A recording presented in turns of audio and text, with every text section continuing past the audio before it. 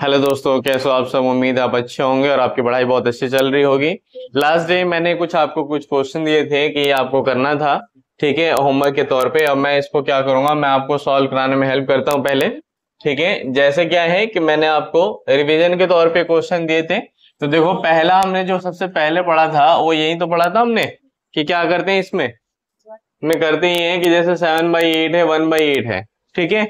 तो हम क्या करते हैं इसको कि बहुत ही आसानी से सॉल्व करते हैं। कैसे, देखो कि जब हमारा नीचे वाला बिल्कुल इक्वल हो, ठीक है, तो ना तो हमें एलसीएम लेना है ना ही हमें क्रॉस मल्टीप्लाई करना है, कुछ भी ऐसा नहीं करना। बस सीधे सीधे क्या करना है, जोड़ देना ऊपर वालों को। तो क्या हो जाएगा, देखो नीचे तो 8 है तो 8 ही रहेगा, ऊपर वाले केवल जोड़ देंगे तो 7+1 क्या हो जाएगा, 8।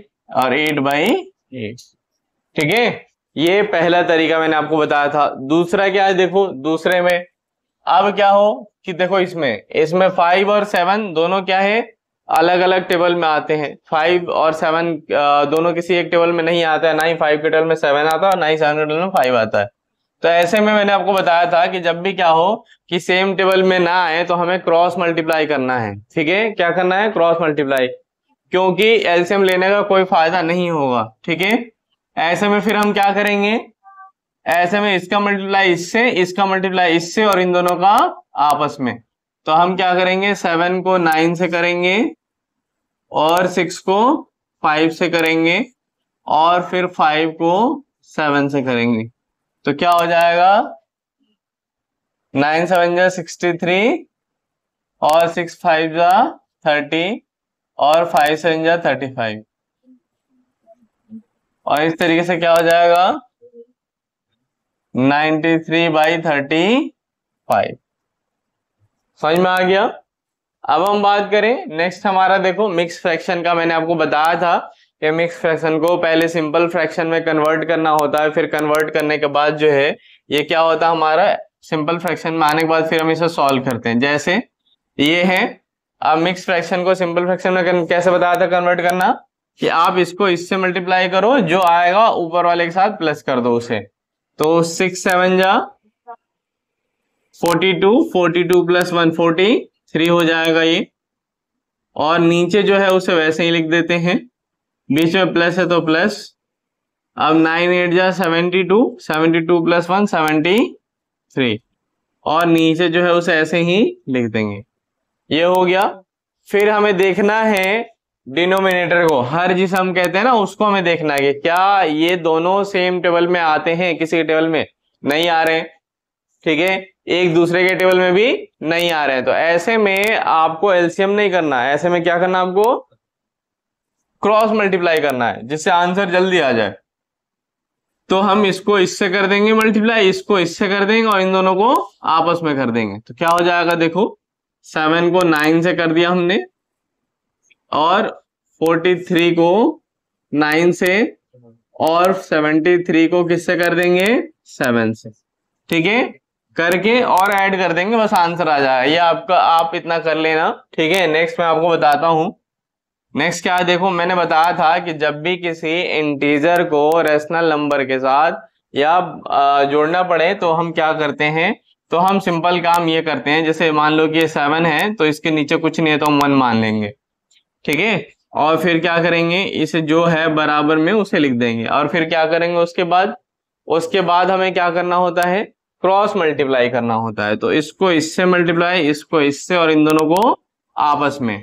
तो 7 को हम 8 से कर देंगे और 1 को 1 से कर दिया तो 1 आ जाएगा वैसे तो, लेकिन चलो मैं मल्टीप्लाई करके ऐसे दिखा देता हूँ। और 1 को फिर किससे कर देंगे, 8 से। तो ऐसे में क्या हो जाएगा, 7 8 जा 56 और 1 का 1 ही रहेगा और 8, यानी 57/8। ठीक है, और इस तरीके से हमारा आंसर निकल के आ जाएगा।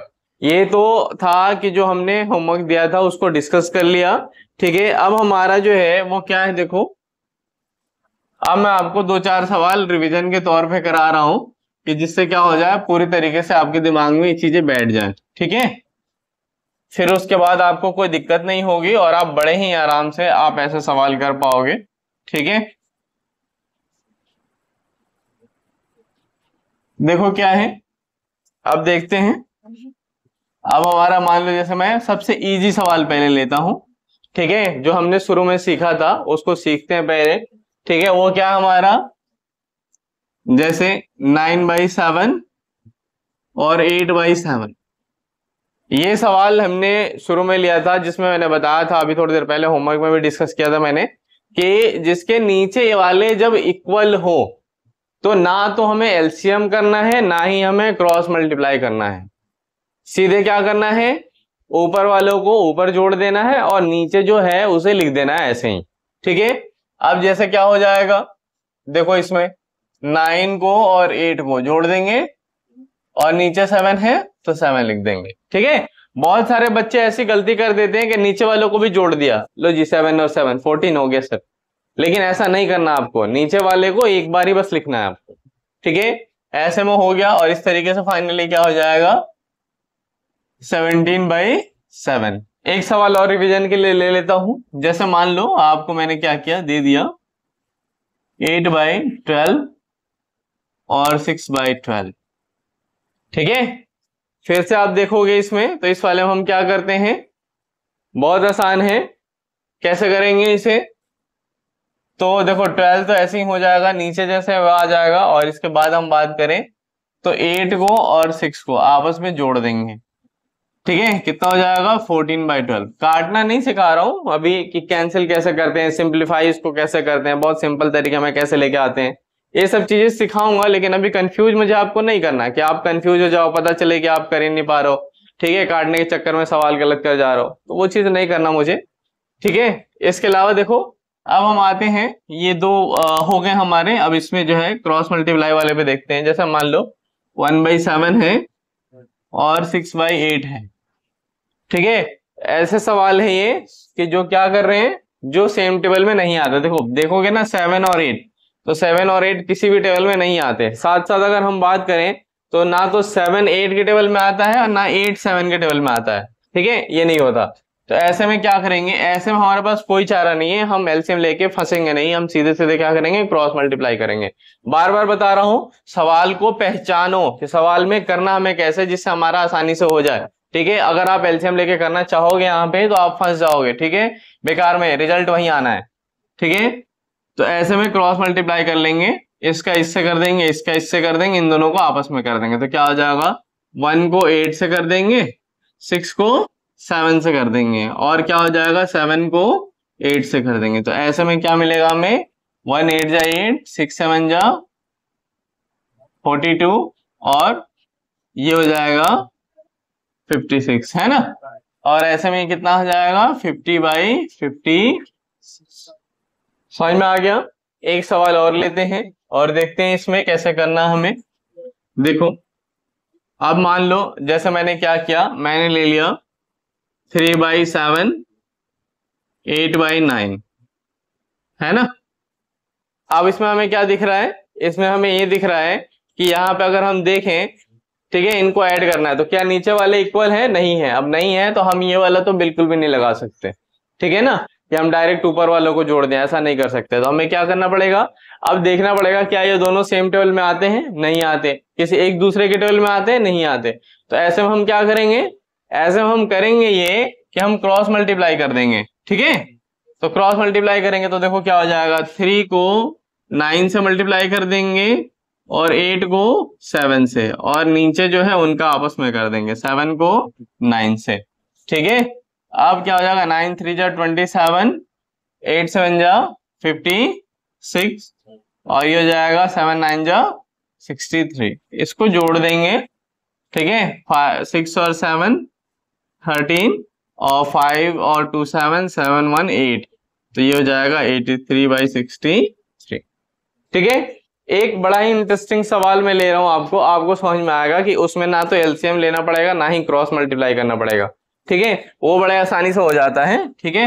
और उसमें कैसे, हालांकि उसके डिनोमिनेटर भी इक्वल नहीं होते। जैसे मान लो मैं सवाल लिया मैंने 1/7 और 1/14, ठीक है। अब देखो इसे सॉल्व करना है, अब सॉल्व करने की आप सोचोगे इसमें, तो आपको क्या देखने को मिलेगा, इसमें आपको देखने को मिलेगा कि देखो 7 है और 14 है, 7 के टेबल में 7 भी आता है और 14 भी आता है, यानी हम उस केस की बात कर रहे हैं जहां पे क्या होता है कि एक दूसरे के टेबल में आता है। ठीक है, तो ऐसे में क्या होगा, बहुत सिंपल सा काम करते हैं कि जो एलसीएम हमारा होगा ना वो बड़ा नंबर जो होगा वही हो जाएगा। तो यानी यहाँ एलसीएम बिना निकाले हमें पता चल गया कि 14 होगा। समझ में आया? फिर ध्यान से सुनो, जब सेम टेबल में आने वाले होते हैं, जैसे ये 7 है, ये इसके टेबल में ही आता है, तो एलसीएम हमारा बिना कुछ किए यही हो जाएगा, लिख देंगे। इसके बाद क्या होगा, इसके बाद जो है हमें क्या करना है कि जैसे ये 7 है, अब हमें दिख रहा है कि ये डबल टाइम्स में आएगा ना 14, तो हम क्या करेंगे, ऊपर वालों को 2 से मल्टीप्लाई कर देंगे। ठीक है, बीच में प्लस है तो प्लस लगा देंगे। अब 14 है तो 14 एक बार में आता है, तो 1 को 1 से कर देंगे, और ऐसे में क्या मिलेगा हमें, 2 + 1 / 14, यानी क्या हो जाएगा, 3/। क्लियर हुआ? इस तरीके से हम सवाल कर सकते हैं। देखो अभी तो और भी है, रिवीजन का हम सेकंड पार्ट भी अभी आपको करेंगे ताकि आप ज्यादा से ज्यादा सीख सको। ठीक है, और अभी जो है ना हमने सिंपल जो भी चीजें होती हैं हमने उसकी प्रैक्टिस कर ली। ठीक है, और अभी हम जो है फिर दूसरे वीडियो जब लेके आएंगे, अगली वीडियो हमारी जो आएगी उसमें हम क्या करेंगे, रिवीजन के बाकी जो है और भी तरीके इसमें जो यूज होते हैं उसको हम सीखेंगे और देखेंगे इसको। ठीक है, ताकि आप क्या करो, बढ़िया से सीख सको। दावा कर रहा हूं मैं इस बात का कि अगर मेरे से आपने सीख लिया, ठीक है, जैसे अभी मैंने फ्रैक्शन एडिशन ऑफ फ्रैक्शन आपको पढ़ाया है, ठीक है, और आपने पूरी वीडियो मेरी अच्छे से देख ली, तो कोई ऐसा सवाल नहीं होगा सिवाय अलजेब्रा वाले कि आपसे क्या हो, फ्रैक्शन के एडिशन ना हो। जो भी न्यूमेरिक सवाल होंगे ना, कि न्यूमेरिक वाले जैसे नंबर वाले जो होते हैं उसको हम न्यूमेरिक सवाल, तो न्यूमेरिक सवाल जितने भी होंगे जो फ्रैक्शन ऑफ एडिशन के होंगे उसमें आप कहीं भी नहीं फंसोगे। और बच्चे सबसे ज्यादा कहाँ फंसते हैं, न्यूमेरिक इस तरह के फ्रैक्शन के सवालों में फंसते हैं। ठीक है, वहां उन्हें लगने लगता है कि अब कैसे करें, किस तरीके से करें, यहां से तो हमसे होगा ही नहीं। ठीक है, तो आपको क्या करना है, कुछ भी नहीं करना है, मेरी वीडियो को 3 बार 4 बार 5 बार कोशिश करो, देखोगे जब आप, तो आपको क्या होगा, आइडिया लगने लगेगा किस तरीके से सवाल हो रहा है, कैसे हो रहा है, और आप फिर क्या करोगे, आप बहुत बेहतर तरीके से कर पाओगे, कभी फ्रैक्शन में फंस ही नहीं सकते हो। ठीक है, तो मैं आपको 2-4 होमवर्क दे देता हूं जो आप करोगे, नेक्स्ट वीडियो में हम इसको डिस्कस करेंगे। ठीक है, जैसे मैंने दे दिया 7/10 और 8/10। मुझे पता है आप देखते ही ये कहोगे कि मुझे तो इसका आंसर आता है। ठीक है, ये क्या है, ये आपकी मेहनत और हमारी मेहनत है जिसकी वजह से हम दोनों बता पा रहे हैं कि हाँ आंसर आता है। ठीक है, इसी तरीके से 9/7 8/5। ठीक है, क्या कह रहा हूं, मुझे ये भी आता है, सब कर लेंगे आजकल।